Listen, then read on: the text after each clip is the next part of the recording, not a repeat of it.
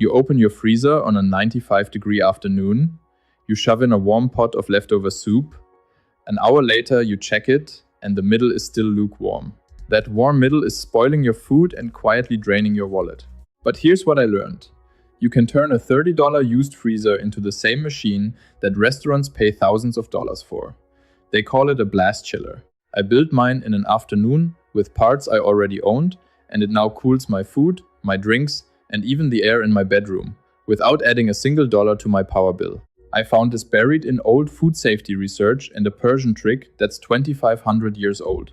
And the best part is, this works whether you live in a big house, a small apartment, or a single rented room. Stay with me, because the last method I show you chills a warm can of soda stone cold in about 2 minutes. And almost nobody remembers it anymore. Let me back up and tell you how I stumbled into this, because I was the last person who should have figured it out.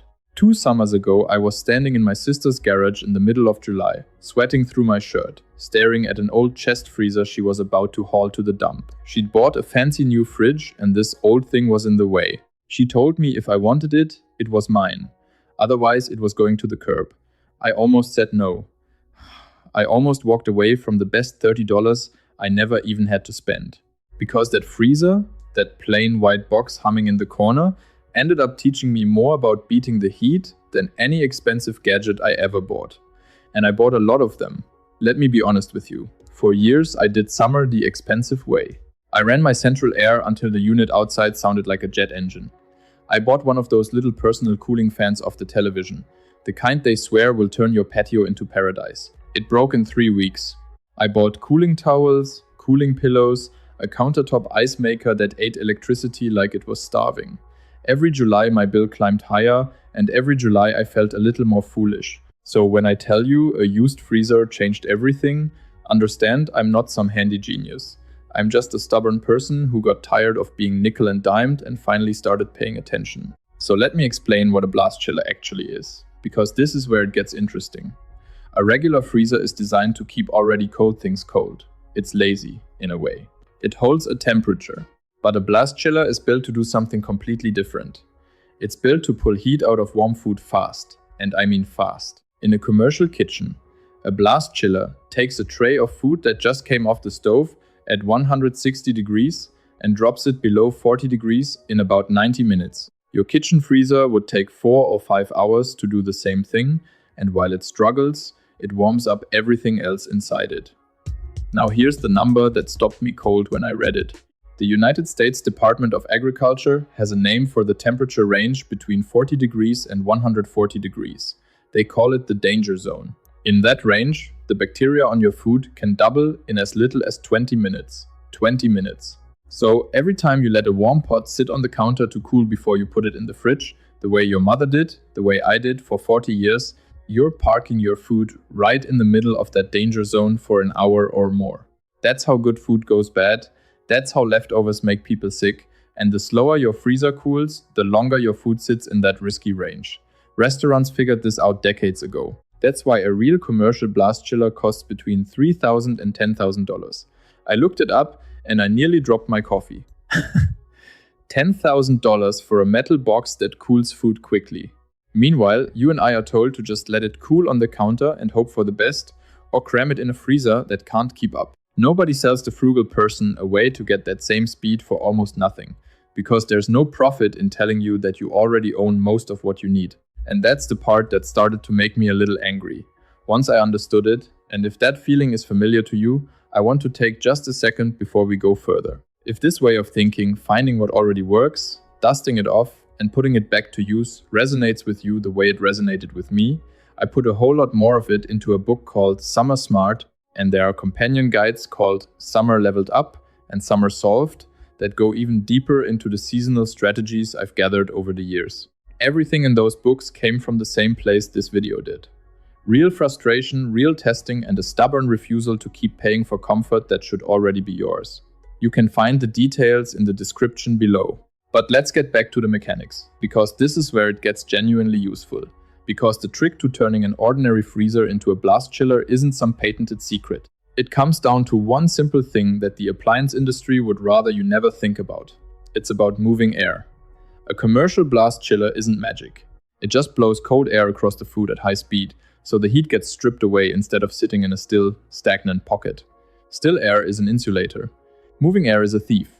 It steals heat, and you can add moving air to any freezer for nothing. Here's exactly what I did. And you can do it this weekend. I took a small battery-powered fan, the little clip-on kind I already had from a camping trip, and I set it inside the freezer, pointed across the shelf where I put warm food. That's it.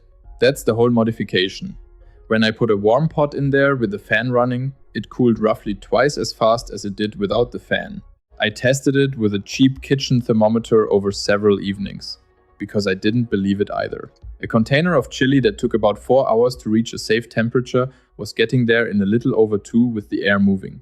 My food spent far less time in that danger zone, and my freezer didn't have to fight nearly as hard. But something even better happened. And this is what pulled me deeper down the rabbit hole. Because I realized that if moving cold air could strip heat out of a pot of chili that fast, it could do the exact same thing to the one thing I cared about most in the summer: me. Here's what nobody told me. Your body is just a warm pot of leftovers, in a manner of speaking. You're generating heat all day long. And in the summer, the air around you is too still and too warm to carry that heat away. That's why you feel miserable. It's not just the temperature on the thermometer. It's that your body can't shed its heat fast enough. And the same principle that cools your chili can cool you if you know where to aim it. So I started experimenting with the freezer as a source of what I call cold thermal mass. Now that sounds fancy, but it just means something cold and heavy that holds its cold for a long time. I filled old plastic bottles and clean milk jugs with water and froze them solid in my $30 freezer. This costs nothing but tap water. A frozen gallon jug of water can hold its chill for hours, releasing cold slowly and steadily. And here's where the history gets fascinating, because people have been doing versions of this for a very, very long time.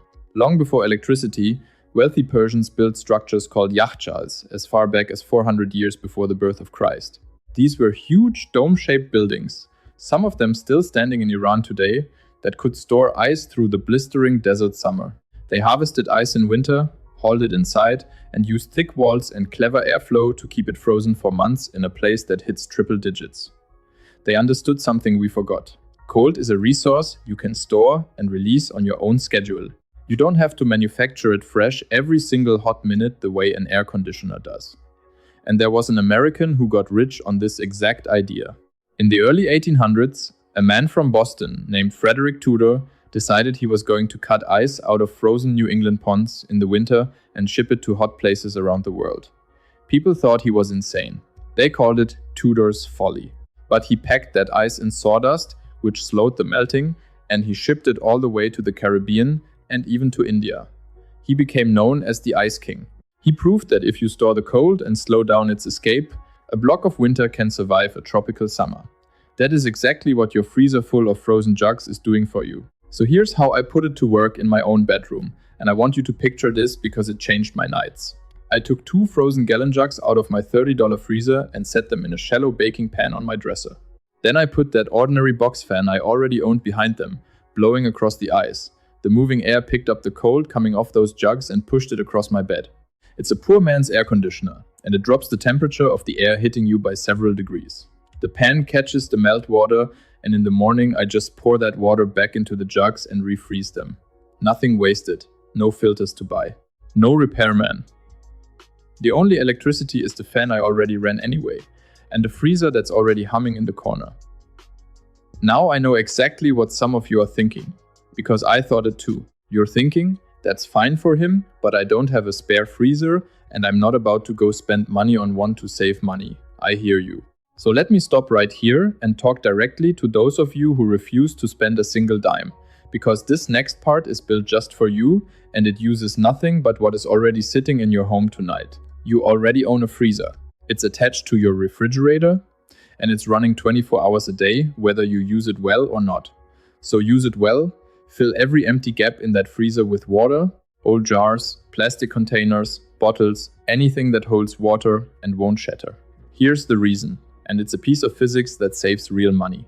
A freezer that's mostly empty has to recool a huge volume of air every single time you open the door, and warm air comes rushing in. But a freezer packed with frozen water barely notices the door opening, because all that ice holds the cold steady. Those frozen jugs act like a battery for cold. You are literally storing cheaper nighttime cold to use during the hot day, and you can pull that same free cold out to use on your body without spending anything. This is the trick my grandmother swore by, and I rolled my eyes at her for years until I actually tried it. There are places on your body where the blood runs close to the surface. Your wrists, the sides of your neck, the insides of your elbows, the tops of your feet. These are your pulse points. If you press something cold against those spots, you cool the blood as it passes, and that cooled blood travels through your whole body. My grandmother used to wet a dish towel, wring it out, and lay it across the back of her neck while she sat on the porch. She'd fold another one over her wrists. I always thought it was just an old lady habit. It turns out she was doing basic thermal regulation that field medics still teach today. A cold, damp cloth on your wrists and neck can make you feel far cooler within a couple of minutes, and it costs you nothing but a little tap water. Now take one of those bottles of water you froze in your existing freezer, wrap it in a thin towel so it isn't too harsh on your skin, and hold it against your neck or tuck it beside you while you sleep. That single frozen bottle can keep you comfortable for hours, and in the morning it goes right back in the freezer. I have friends who spend hundreds of dollars on special cooling pillows that stopped working after a summer. A frozen water bottle wrapped in a pillowcase does the same job for free, year after year, and it never wears out. But here's where I have to tell you the part that genuinely made me upset once I understood it. Because for years I assumed my rising summer bills were just the price of staying comfortable. I assumed the answer was always to buy something newer, run something harder, upgrade to something more efficient. And the more I dug, the more I realized how much of that is by design. The whole business model built around your summer misery depends on you believing that comfort is something you purchase. An air conditioner sells you cold by the minute. A store sells you a gadget that breaks by next July, so you'll come back and buy another one. Nobody in that chain profits from you learning that a block of ice and a moving column of air can do most of the work for pennies. That knowledge doesn't sell anything, so it quietly disappeared from the conversation, even though our grandparents lived by it. And it gets worse, because the design goes deeper than just the gadgets. Think about how modern homes are built now compared to 100 years ago. Old houses had high ceilings, so the hot air could rise away from you. They had big windows placed across from each other so a cross breeze could sweep through. They had covered porches and deep overhangs that shaded the walls from the summer sun. They had cellars and shade trees planted on the hot side of the house. Every one of those features cooled the home for free, using nothing but design and common sense. Then air conditioning came along and builders stopped bothering. Why pay for high ceilings and cross ventilation when you can slap in a cheap air conditioner and let the homeowner pay the electric bill forever? The comfort got moved off the builder's cost sheet and onto your monthly statement. You are paying every hot month for design shortcuts that were made decades ago. But once you see it, you can't unsee it, and you can start taking that free comfort back. So let me show you how to bring those old house tricks into whatever home you're in right now. Even a modern box with low ceilings and windows in all the wrong places. This is where the freezer and the airflow come together into something powerful. Here's the method I use on the hottest nights, and it works because it copies the way houses breathed before we sealed them shut. Heat rises and gets trapped up high, especially near the ceiling and in the upper floors. Cool air sinks and pools down low. Most people fight this with brute force. I learned to work with it. In the evening, once the outside air finally drops below the temperature inside, I open a window down low on the shaded, cooler side of my home, and I open a window up high on the opposite side. Then I put a fan in the high window blowing out. That fan pushes the hot trapped air out the top, and it pulls the cooler evening air in through the low window on the other side.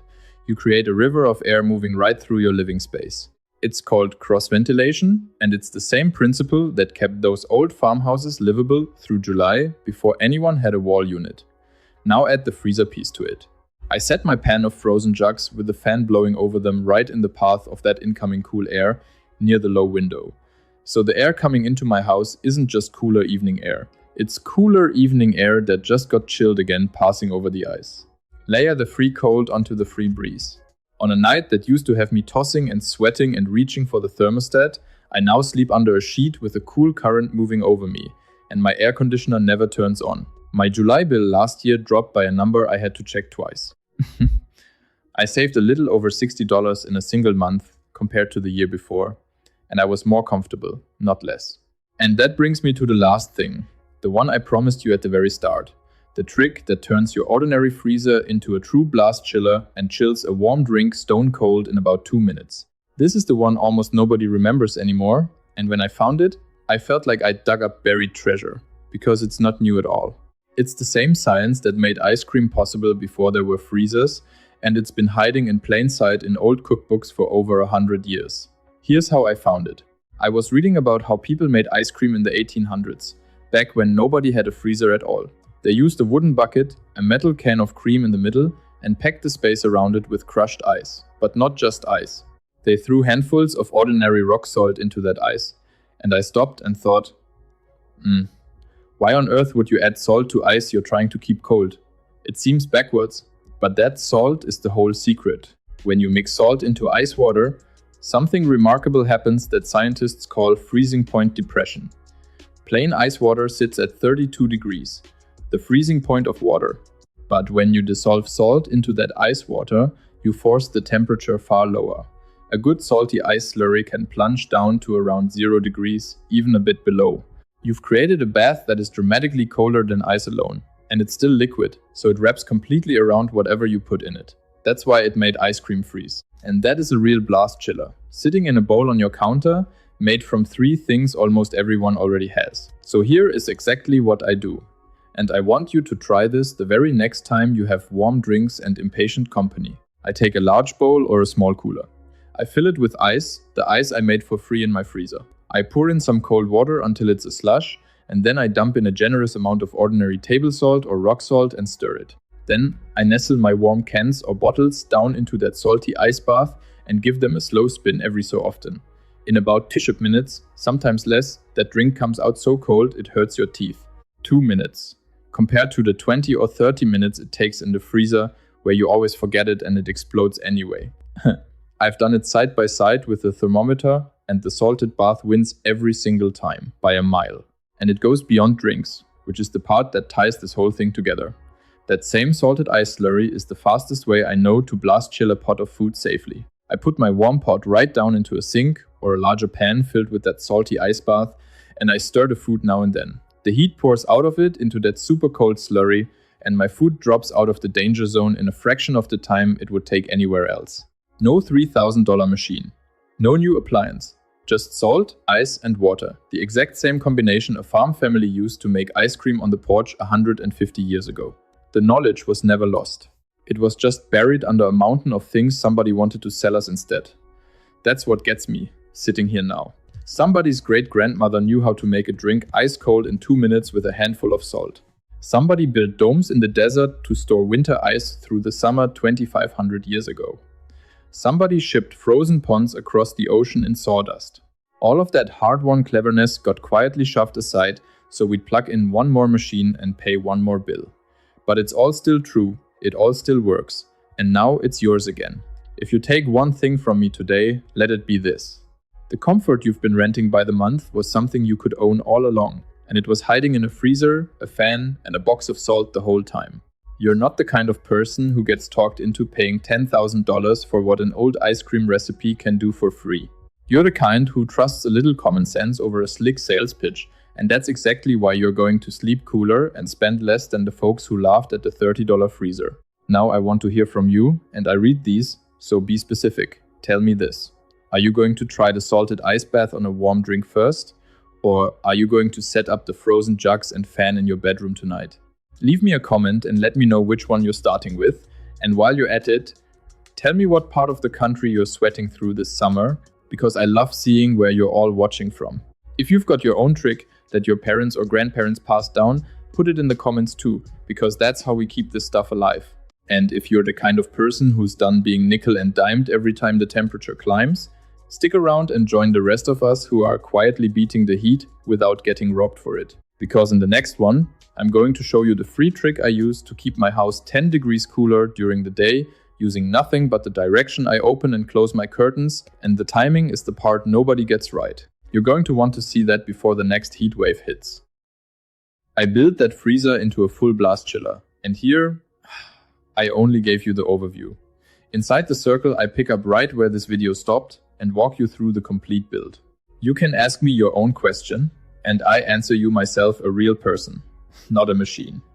And you won't be alone. You'll belong with folks like you. Just point your phone at the code. Cancel anytime. No risk. If this helped, go ahead and subscribe and take a look around the channel.